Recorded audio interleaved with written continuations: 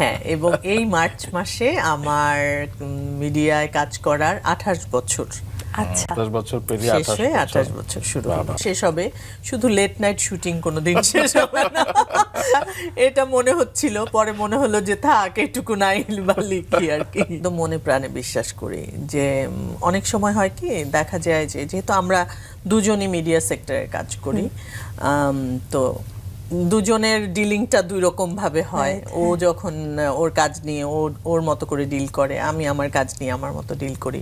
অনেক সময় হয় না যে কাজের আগের দিন কাজটা ক্যান্সেল হয়ে যাচ্ছে, বা এমনও হয় যে 2টা দিন আমি কাউকে ডেট দিয়েছি, ওই কমিটমেন্টটা রাখার জন্য দেখা যায় যে আগে পরে অনেক কাজ এসছে, হয়তো একটা দিন ওখানে ক্ল্যাশ করছে, যে কারণে 2 দিনের জন্য আমি এখানে 10 দিন ডেট দিতে পারছি না, বা পরে 5 দিন ডেট দিতে পারছি না। হয়তো আমি আমার কমিটমেন্টটা রাখার জন্য এটা করলাম, দেখা যায় যে আমি আগের দিন এই কাজটা ওরা ক্যান্সেল করে দিল। সো তখন কিন্তু একটু খারাপ লাগে যে এটা কেমন ইয়ে হলো। কিন্তু 99.99% টাইমে আমি জাস্ট একটা ওকে লিখে ছেড়ে দিই। আমি কিন্তু কখনো বলি না যে তোমরা কেন করলা এটা, বা হচ্ছে তোমরা আমার এই লস করলা, তোমাদের জন্য আমি মানে এক্সপ্লানেশন চাওয়া বা দেয়া বা এটা নিয়ে হিচিং করা আমি কখনোই করি না। আমার কাছে মনে হয় যে এটা আমার আসলে রিজিকে কাজগুলো বা পরের কাজগুলো আমার রিজিকে ছিল না, দ্যাটস ওয়াই আসলে আমার হয় নাই।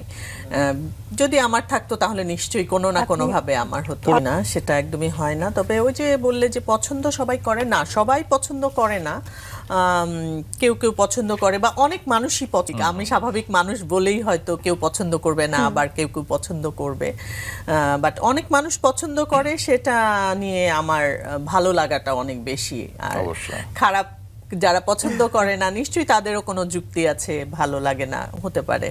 আর আমার কাছে মনে হয় কি আমি একটু বোরিং মানুষ, আমি অনেক বোরিং বলে আমাকে অনেক সময় অনেকে পছন্দ করে যে খুব ইন্টারেস্টিং, আচ্ছা অনেক ঘোরাফেরা করে, অনেক ফেসবুকে এগুলো লিখে বা অনেক কাজ করে, ও মানে ভেতরে নিশ্চয়ই কিছু একটা লুকিয়ে আছে এরকম। তো যখন আমার সাথে মেশে মানুষ, লং টাইম যারা মেশে, তারা দেখে যে ভেতরে কোনো কিছুই লুকিয়ে নাই, আমার সবকিছু ওপেন বুক, একদমই ওপেন বুক।